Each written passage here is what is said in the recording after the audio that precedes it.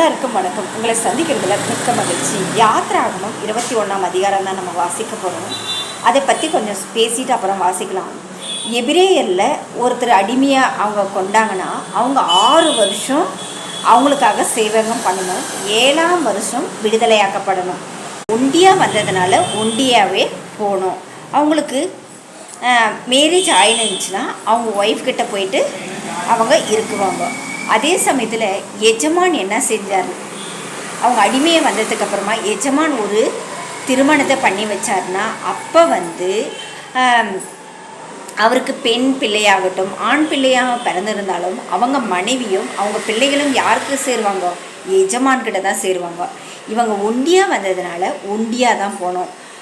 Suppose அவர் அடிமையை வந்தவர் நான் எஜமான் உங்களை நேசிக்கிறேன், எங்கள் மனைவியை நேசிக்கிறேன், எங்கள் பிள்ளைகளை நேசிக்கிறேன் அப்படின்னு அவர் சொன்னார்னா அப்போ என்ன செய்வாங்கன்னா அந்த எஜமான் கூட்டிகிட்டு போயிட்டு அவங்களுக்கு காது குத்தினாங்கன்னா அவங்க காலம் முழுக்க அவங்களுக்கு சேவகன் செய்கிறவங்களா இருக்கணும், வேலைக்காரராக இருக்கணும். பைபிள்லேருந்து வசனங்கள் வாசிக்கலாம்.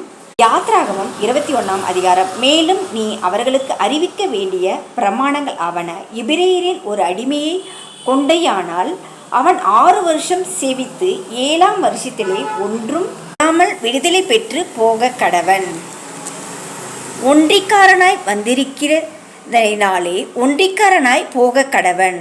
வாகம் பண்ணினவன் வந்திருந்த ஆனால் அந்த பெண் ஜாதி அவனோட கூட போக கடவள்.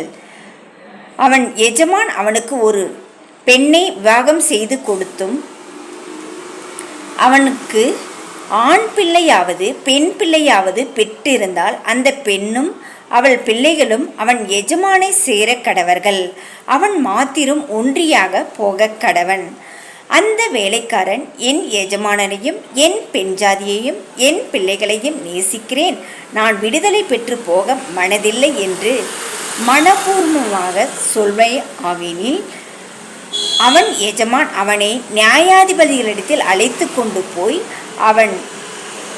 அவனை கதவின் அருகேயாவது கதவு நிலையின் அருகேயாவது சேர பண்ணி அங்கே அவன் எஜமான் அவன் காதை கம்பினாலே குத்த கடவன். பின்பு அவன் என்றென்றைக்கும் அவரிடத்திலே சேவித்து கொண்டிருக்க கடவன். அந்த காலத்தில் அடிமையாக இருக்கிறவங்களுக்கு தான் காது குத்தினாங்க. ஆனால் இந்த காலத்தில் அது ஃபேஷன். ஆனால் நம்முடைய இந்தியன் கல்ச்சர் காது குத்துறது ஒரு ஃபேஷனாக இருக்குது. ஆமே. Bye friends.